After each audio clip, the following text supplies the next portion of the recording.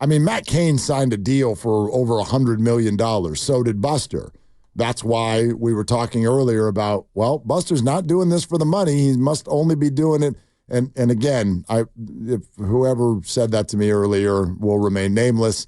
Thank you for that thought, because I thought it was a really, really interesting one, which is you look at this situation analytically, okay? Not baseball analytics, your own analysis. Take a look at it. Why would Buster do this? I find this to be a very comforting thought. He's not doing it for money. He's certainly not doing it for attention. He's not doing it because his wife wants him out of the house and she'd like to raise the 4 kids by herself. He's not doing it for any of those reasons. There really only can be one that anybody can think of. And it's that he freaking loves Giants baseball, and watching them flounder hurts like hell. And one thing they kept saying at the presser today, when someone like Buster asks for the ball, you give it to him. It's kind of like when KD was yelling at Draymond, and Draymond just dribbled right by him. And he was doing the clap, clap, clap, clap, clap. Yep. Give me the ball. Well, Buster did that. And Greg Johnson was like, well, here. Yeah. Go ahead. Go ahead. I don't know where it's going to go. I don't know what's going to happen next. But, like, yeah, at a minimum, you ignite not just, and this is why I don't really buy into the whole it's a PR stunt thing. Yes, it ignites the fan base, but I wonder if all of you can hear and feel how it has ignited the actual organization, the actual players, the former players, the current players, the marketing people, the concession stands. Like, my that. God, yeah. Everybody's ignited. And we've heard from various sources inside the building of a general discontent with the direction. And you'd mentioned this before about, pictures about glory days and past accomplishments coming down off of walls, and a general lightweight scrubbing of the successes and of the past. And that's always a tough one, where you inherit something that's been very, very good, and you want to make your own way. But sometimes when you make your own way, you do it by trying to get rid of the past. And that's a little bit of an insecurity, in my opinion. And so now you bring in a guy from the past, a hero from the past, a guy who's won 3 rings and is one of the best drafted players of all time. So I'm sure inside the building is a great, not only relief, but also a celebration of what they all remember, the glory days, right? Shout out Bruce Springsteen. Absolutely. Okay. That's important, what you just said. I hope everybody heard that. Well, I hope you heard it. I heard it. That's why I'm spotlighting it. Okay, good. Yeah. There's no game on, so you're actually listening. Yeah, exactly. Yeah. Well, it's early in the week also. It is early. Got some WNBA playoffs coming on. Did everybody hear what Dan Dibley just said? I actually think, and my bad for doing an entire baseball season without bringing up what I actually think is the most important thing, the most important flaw in what Farhan Zaidi was doing through all of it. I know what everybody's going to, he couldn't land a big fish, and he was cheap, and he was a nerd, and okay, fine, whatever. Luciano can't play short. All fair things. The most important thing that you need to take away from the Farhan Zaidi era was his insecurity. You just said the word. And I think it is the epicenter of everything that happened around it. Farhan Zaidi, what do we know? He's literally removing pictures from the walls, like you just brought up. Pictures from the past, because he felt threatened by the 3 World Series championships that happened before his arrival. Is it because he wanted credit? I don't really feel it was that he wanted credit. I think it's a little bit more intricate than that. I think he wanted his way to be right. And he was very, very stubborn with that. Therefore, everything that was happening around him would sort of force a certain behavior that wasn't often the right thing to do. If I could sit here with Farhan Zaidi today, I'd say this directly to his face. I wish you could have walked a little bit more confidently into what you were doing.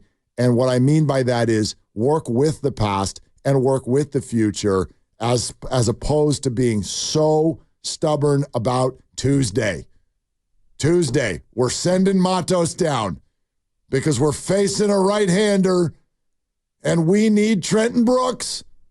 Like, dude, like, you know what I mean? Stop trying to prove that you're right with every single little move, because a lot of times you were and a lot of times you weren't, but that's just not the way to do it. And I think that he sort of stumbled into that at times, and that affected all of these decisions and the morale and everything around him and the way the former players talked about him and the way the veteran players felt about him, all of that stuff. I think it all comes from his insecurity. He had rabbit ears. I knew this.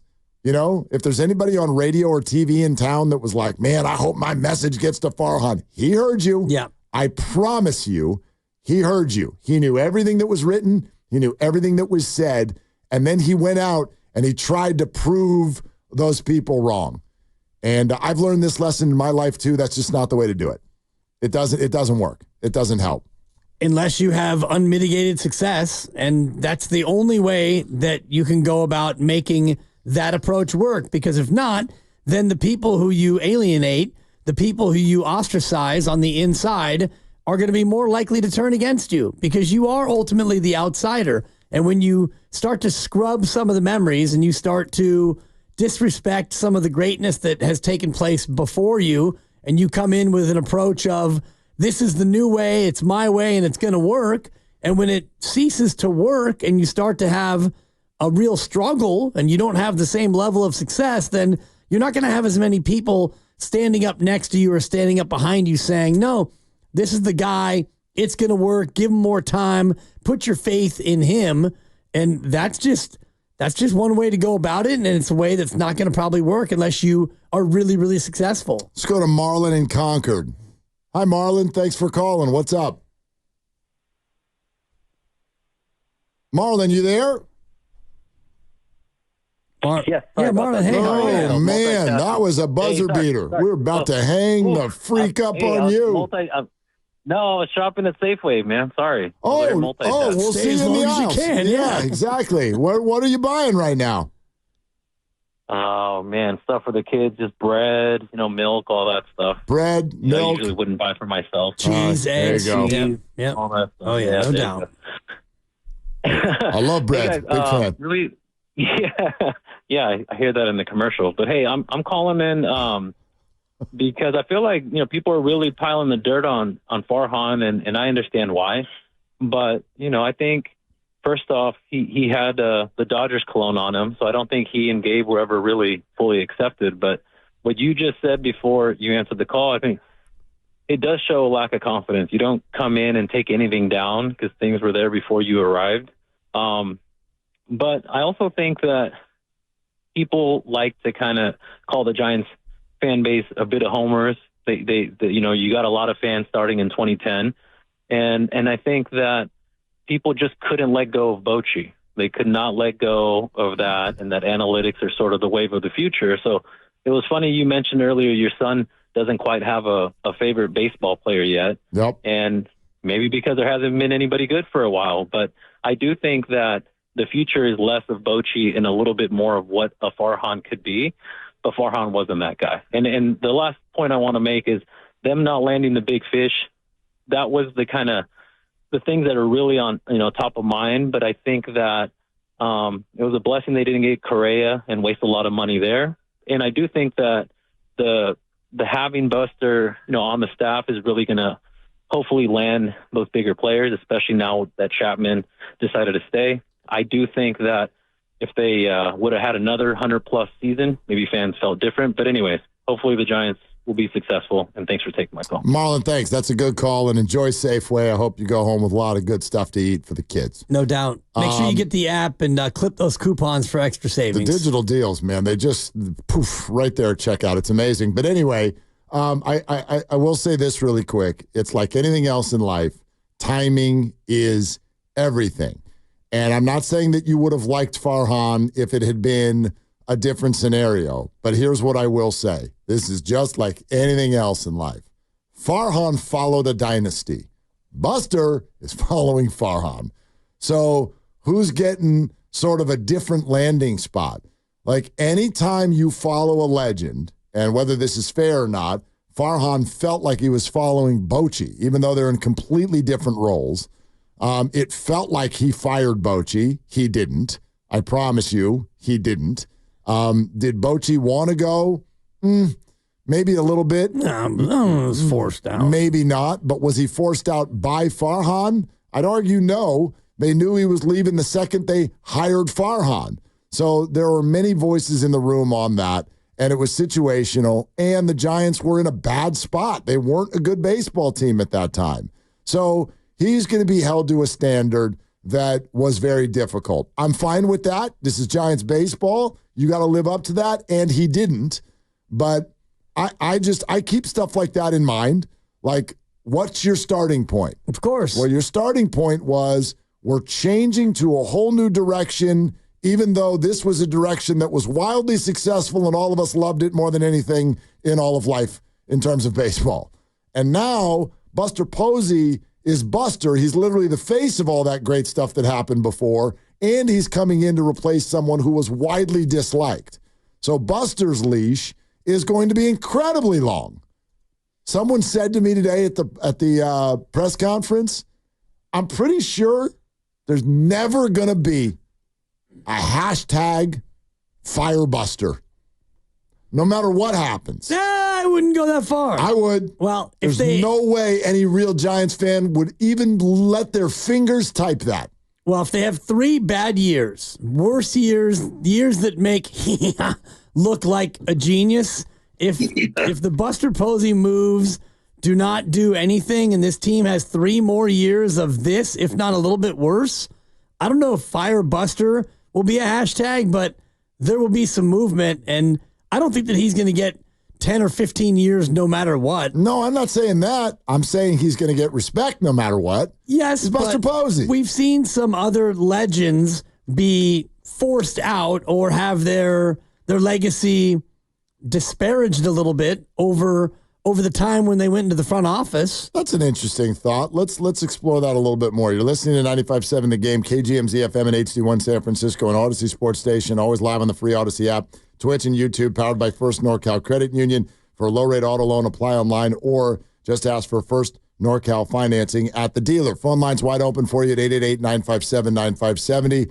If you want to talk out anything with Farhan gone, Buster on the way in, we'll play a little bit more of the sound for you. Also, a little bit later this hour, before we get out of here, there are massive trade rumors swirling in the NFL, and I know that we'd like to get to that at one point. But tell me more about what you just said. We've seen legends get to the point where they've kind of been forced out before. Who are you thinking of? Well, John Elway is one. I think when he was with the Broncos and he won a couple of Super Bowls and then he went to the front office and it didn't work out quite as well. And so after a certain amount of time, it was clear that they needed to go in a different direction. And so out he went. And I don't know if he was fired, but you have situations where legends take jobs and it doesn't really work out. Magic Johnson with the Lakers is another one. But I at no point am I saying that that Buster Posey is just going to have this job for as long as he wants or for the rest of his life or anything like that.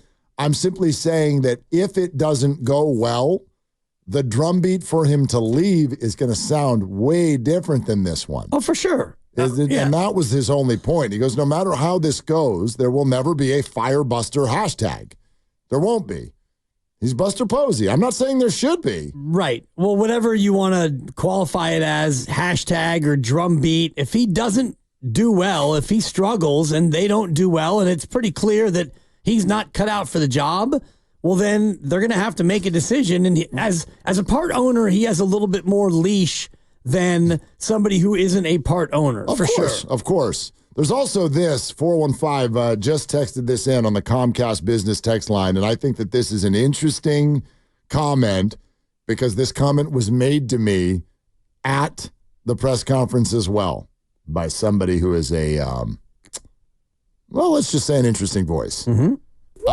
415 writes, after a stint at Pobo, Buster will likely replace Melvin at skipper. Now, I have no idea. And we asked even Kane that because Matt Kane said, I see him as a manager someday. He goes, but this is sort of backwards. You usually don't go from president of baseball operations to the manager of the team. That's pretty odd. I'll just tell you, that while I was sitting there watching Buster, somebody who is close to the organization leans forward and goes, "You're looking at the next manager of the Giants." Wow. It's just an opinion. It's not somebody in the position to make that call at all.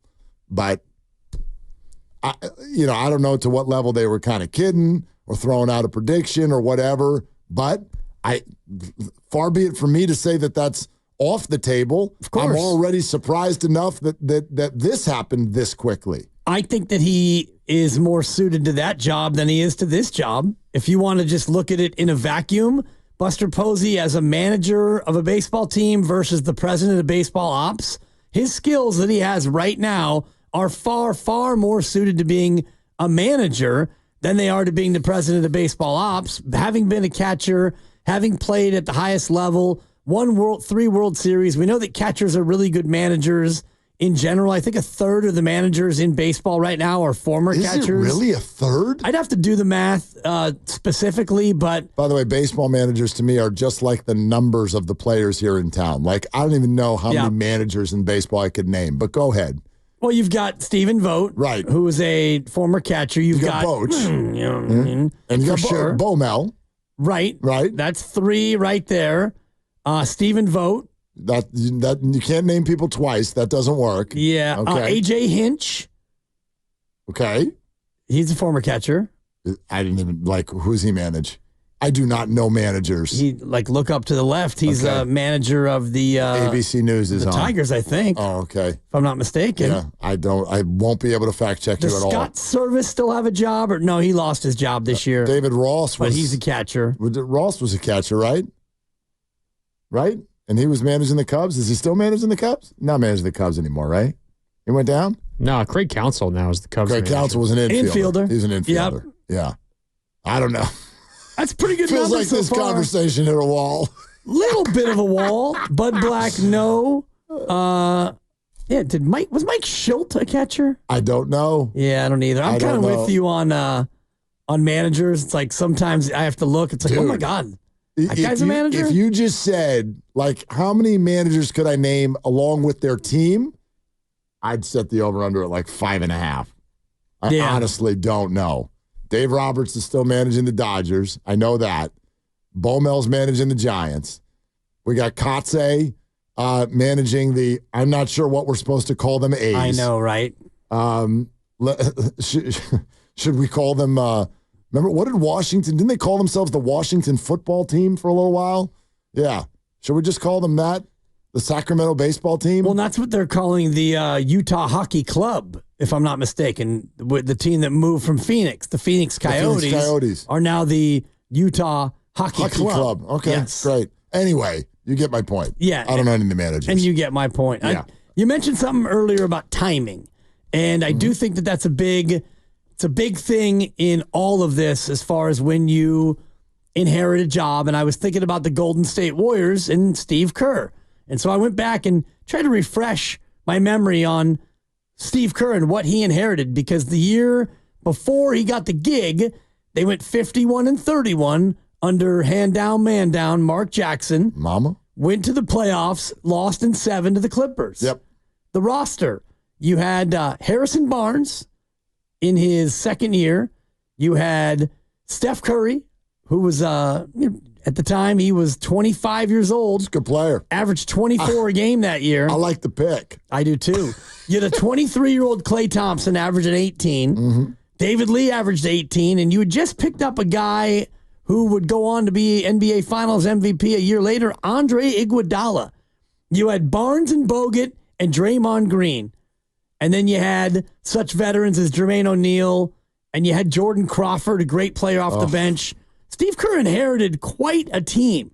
Now, a team that hadn't yet done it. They were young. And Steph Curry had bad ankles, and we didn't yet know how impactful Draymond Green would be. But it just made me think about timing. Buster Posey following Farhan Zaidi much easier than following Brian Sabian. Absolutely. It's a sight for sore eyes. It's a sound for sore ears. It's everything that everybody wants to hear and see right now. So, of course, there's going to be a huge runway for Buster.